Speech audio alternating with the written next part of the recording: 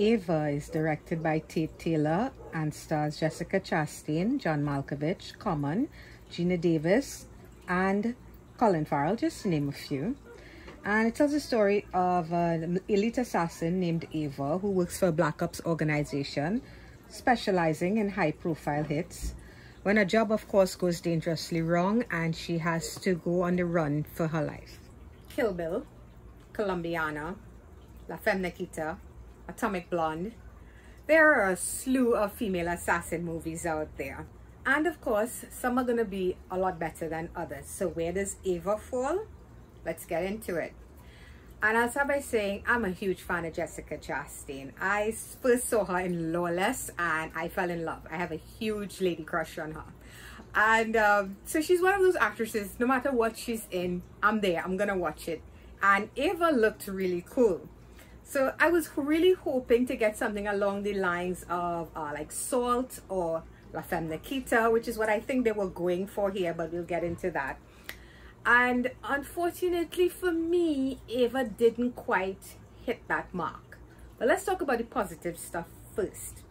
And I'll say that the acting here is strong, and it should be. We have an A-list cast here, guys. I mean, John Malkovich, Colin Farrell, Jessica Chastain, Gina Davis, I mean, who herself played an elite female assassin in The Long Kiss Goodnight. Love that movie, by the way. We have a really strong cast of actors here who could do this role in their sleep, because there's not a lot going on for a few of them. You know, they show up, they have a little bit of screen time, they do what they have to do, and the character moves on. Focus, of course, being more on Ava.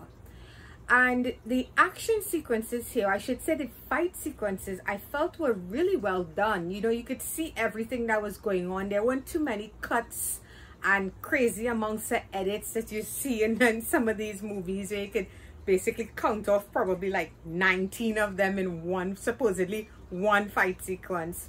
It was handled well and it was well done. And when the movie focuses on the action is when it's at its strongest. That's the problem, and that's where the problem lies. Now, there's a lot more drama here than I expected. Ava takes the route of movies like La Femme Nikita or Colombiana, you know, where it's all about the character and what's going on in their lives and that sort of thing, in their personal lives, and how it affects their professional lives. And the Ava character here, I keep coming back to Nikita.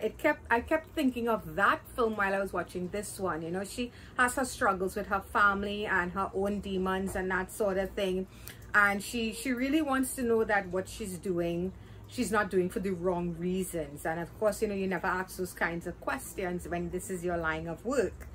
It could have worked if there was just a little better balance here, but we have basically a second act that is, I would say, 80% focused on Ava and her drama, when it should be focused on Ava the assassin.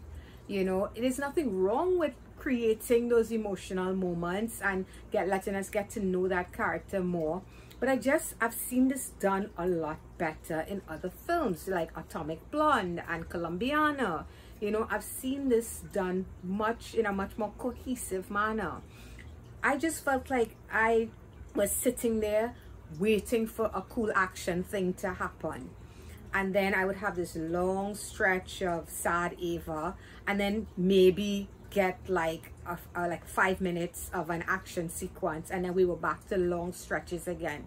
So Ava in itself, maybe it's misleading. Maybe they were always planning on going the dramatic route with a little bit of assassin stuff here, and the assassin stuff kind of fell by the wayside.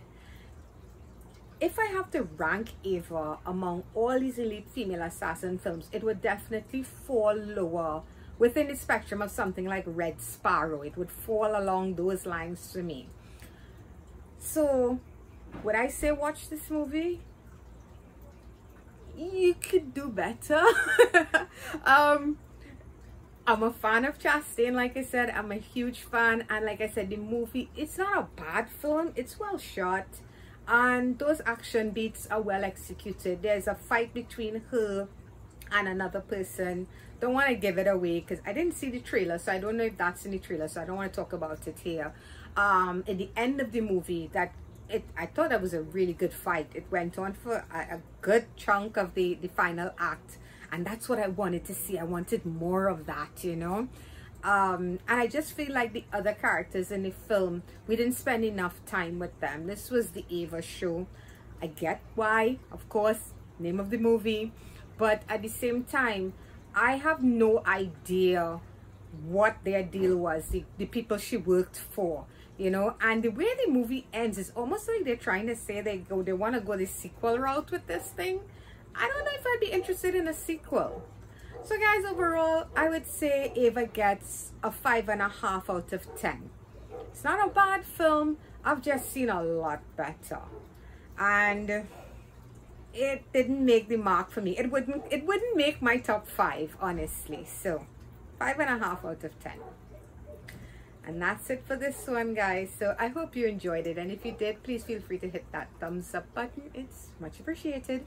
If you want to subscribe to my channel, you can of course click on my face when it pops up over there, and you can check out past videos if you've got the time.